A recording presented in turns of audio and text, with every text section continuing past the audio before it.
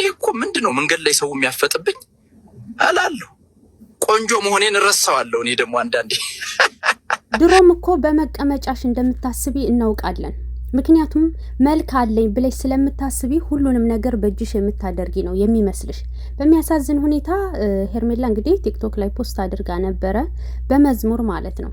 እናም እኔ ጣድፌ ነው እንጂ ወደ አንተ የቀረበ ሁሌም መልስ ያገኛል ብላ የምስጋና ይቅርታ የምስጋና መዝሙር ምናምን ለቃለሽ ማለት ነው። እና ምን ሃይማኖት ኑሮሽ ነው አንቺ ይሄንን እምትለቂው? እንደው በምን ድፍረት? ፈጣሪ አንቺን የሚሰማሽ እኮ እሱ የሚያዘውን ስትተገብሪ ስትታዘዢ ብዙ ነገር ስታደርጊ ነው። ልብሽ ንጹህ ሲሆን የሰው ባል ላይ ፊት ሳቴ ስትቀሪ ዝሙትን ሳታስፋፊ ስትቀሪ ነው።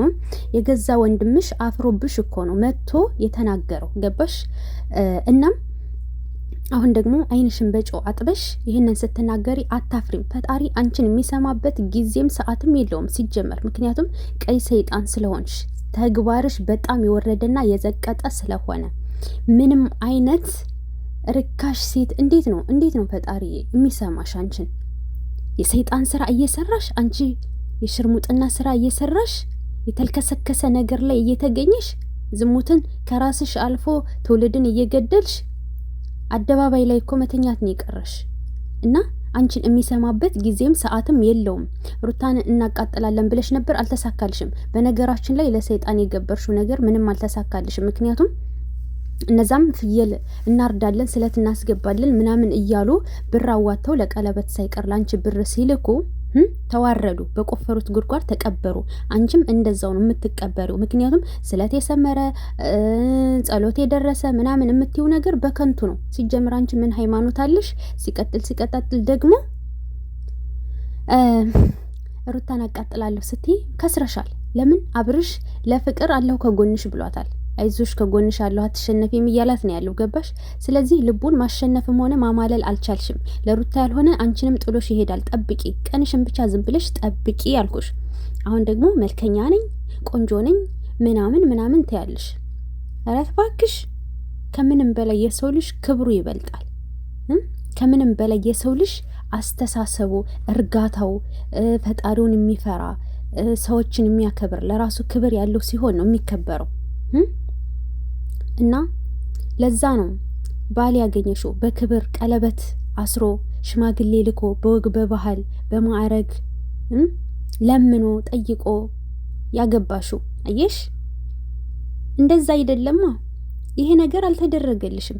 ስለዚህ አንቺ ዝም ብለሽ ቆንጆ ነኝ ምናምን ብትይ በከንቱ ነው፣ በከንቱ ሜዳ ላይ ነው የቀረሽው።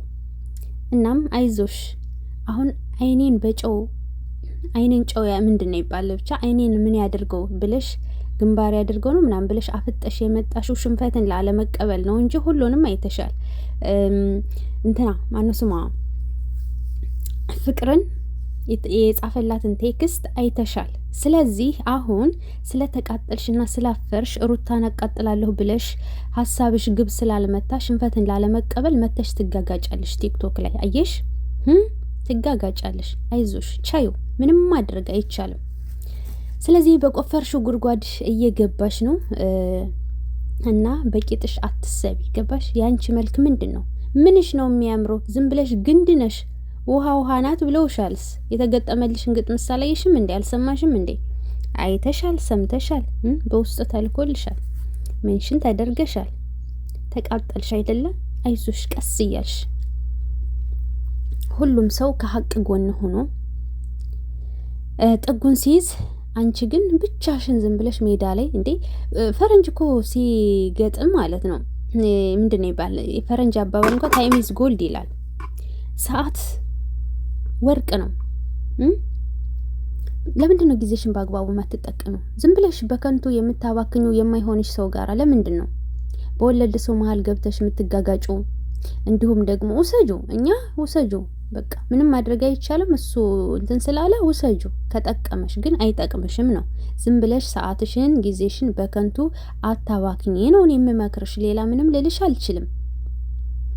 እናም እዚህ ጋር ያለ ሃይማኖትሽ ደግሞ መዝሙር አትልቀቂ። ለጨዋዎች ለሃይማኖተኛዎች ተይላቸው።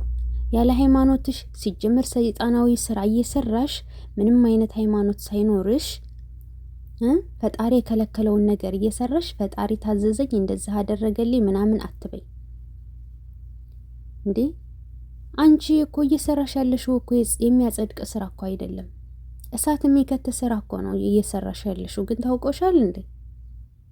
ያንቺ ፈጣሪ የቃቃ መጫወቻ ነው እንዴ? ፈጣሪ እኮ ያንቺ ቃቃ መጫወቻ አይደለም። ገባሽ? እሱ እንደዚህ አይነት የወረደ ስራ የሚደግፍ አይደለም፣ የሚፈልግም አይደለም። እንደውም ከዚህ በፊት የሆነ ቪዲዮ አለ እለቀዋለሁ ማለት ነው። እና በጊዜ ሳይመሽብሽ ሳይረፍድብሽ የራስሽን ሰው ብትፈልጊ መልካም ነው። ካልሆነ ደግሞ ውርደትሽ ይቀጥላል። እነዛ ቀለበት ገዝተውልሽ እንደተዋረዱት አንቺም ደግሞ ውርደትሽ ይቀጥላል ማለት ነው። ገና ምን አይተሽ ገና ደም እንባ ታለቅሻለሽ። በነገራችን ላይ ደም እንባ ማልቀስሽ አይቀርም። አትጋጋጭ ደግሞ እስኪ ሰተር በይ፣ ሸከፍ በይ። እውነት በጣም ነው እኮ የሚደብረው። ተዝረከረክሽ እኮ ምንድነው? ወንድ ጠረረብሽ ነገሩ። እንደዚህ አይነት ስራ እየሰራሽ በቂጥሽ እያሰብሽ መልካሌ ብለሽ ነው ለካ የምታስቢው። ምንሽ ያምራል አሁን አንቺ የተዝረከረክሽ። ወንድ ልጅ እኮ የሚፈልገው ሸከፍ ያለች ራሷን ያከበረች ረጋ ያለች ጨዋ፣ ብስል፣ አስተዋይ፣ ሃይማኖተኛ ነው የሚፈልገው ወንድ ልጅ እንጂ ዝም ብሎ ተጠቅሞ ጥሎሽ ይሄዳል። ገባሽ? 10 ወንድ ጋራ ብትለጣጠፊ 100 ወንድ ጋራ ብትለጣጠፊ የሚያገባሽ የለም። አየሽ? ለምን ስርዓት የለሽም፣ ክብር የለሽም፣ በራስሽ አትተማመኝም። ደግሞ ጭራሽ በሩታ እየቀናሽ ደግሞ እሷን ለመምሰልም ትጋጋጫለሽ። እንደዚች አይነትን ሴት ማን ይፈልጋታል? በጭራሽ ማንም አይፈልጋትም። ሳይመሽብሽ ሳይረፍድብሽ በሰዓት ጥግሽን ብትይዥ መልካም ነው። ካልሆነ ግን ልቤ የተሰበረ እያልሽ መተሽ እንዳታለቃቅሽብን። እንዳታለቃቅሽብን።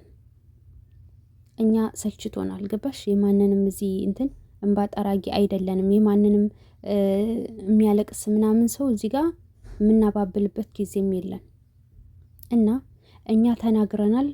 ኋላ ግን እንዳታለቃቅሽ ብለን አስረግጠን ተናግረናል። እንደዚች የረከሰ የተጨማለቀ በህይወቴ አይቼም ሰምቼም አላውቅም። እንደዚህ አይን ያፈጥ እነ ጽጌም እኮ እንደዚህ ሲሰሩ በጣም አጥበናቸዋል። ነዳኒ እነ ጽጌን ግን ደግሞ የዚሽ ባሰ። እንደው የነ ጽጌ እንደውም ይሻላል የምር። እና አሁንም ጥሎሽ ወደ ፍቅር ከሄደ ከሰርሽ ማለት ነው፣ ወይ ወደ ሚስቱ ከተመለሰ ከሰርሽ ማለት ነው። ሜዳ ላይ አየር ላይ ቀረሽ እና ብዙ አታጨብጭቢ፣ ብዙ አታጨብጭቢ። እውነቴን ነው። ሰከን በይ። ሰብስክራይብ፣ ላይክ፣ ሼር እያደረጋችሁ ሁሌም ላይክ፣ ሼር፣ ሰብስክራይብ እንዳይረሳ። ቤተሰብ እንዳልኳችሁ የቤታችሁ ነው። ቤታችሁን ደግሞ ጠብቁት። በተረፈ ወዳችኋለሁ። ላይቭ እንገናኛለን ኋላ። እሺ።